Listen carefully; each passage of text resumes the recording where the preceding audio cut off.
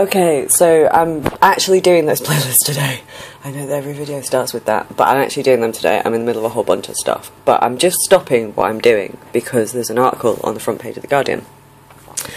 And it says that there's a clinic there are concerns who have been raised by parents. And the clinic that they're referring to is the Tavistock, which is in London and which is our primary NHS resource for identity issues in young people. Now, the Tavistock have throughout this period been caught in the centre of a massive mess, which they are not a driver for. They are the place where referrals come from GPs. They have been under considerable pressure that we've all seen, pressure that means that I've got a security camera on my house and I'm dealing with constant fucking shit. And these are an NHS resource. And we have seen that the driver for this has come from elite academia, from elite activism, and from politics who have not considered the evidence base and the frameworks that Tavistock are working in. So the working together, which forms the foundation of our safeguarding, which is agreement between parents, professionals and government, the drivers for this, the elite academic institutions, the Guardian, the posh activists, they were literally not aware of these frameworks. In fact, they were not aware of the rule of law at all. They were not aware of systems shaped by male violence, and as a consequence, women like me have been targeted relentlessly for quite a long time for nothing, but for knowing about these systems. I mean, literally knowing about these systems has been enough to get you targeted. So the Tavistock have been in the middle of this situation, and while I'm certainly not criticising the parents that have challenged the Tavistock, I am absolutely delighted that those parents are now being heard and are able to say, look, to treat this as this means that we're ignoring these complexities with these young people, which we already understand.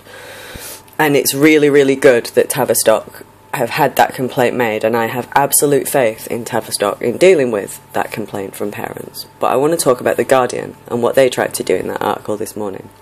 So the drivers for this crisis were The Guardian, the Labour Party, the Conservatives, Westminster culture and elite academia. And they have made it literally dangerous to discuss the working together guidance that the Tavistock that should be looking at. They have made it physically dangerous for professionals and women to discuss that. The Guardian and Labour in particular have made it a matter of, women have lost their jobs in the last year for even discussing it. I have a CCTV camera on my house. I am literally managing complex post-traumatic stress disorder while managing constantly being under threat, because I was trained to be the state, to be the site of political responsibility for these systems, and I understand these systems, and that's solely why I get so much shit from those quarters. Now, what The Guardian have tried to do with this article this morning is they've tried to hang Tavistock out to dry to absolve themselves of responsibility. So I'm making this video to say that that's not happening. That the drivers in this crisis were absolutely clear. And The Guardian was a driver in this fucking crisis. And as it comes out, The Guardian are currently a third party who have just spent the last year actively engaged in trying to undermine safeguarding and cause harm to children and to enable grooming. I don't know what to tell you.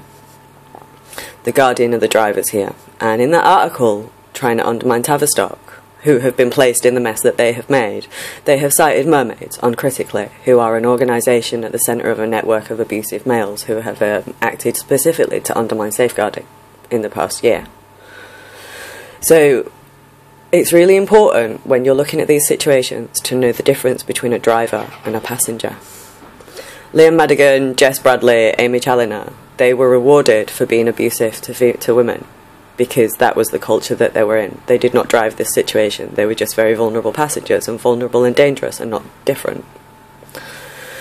So what's now becoming apparent is the dissonance around this is collapsing. And what you see with The Guardian this morning is them trying to set up the Tavistock, who were not a driver for this crisis, to take responsibility for their actions.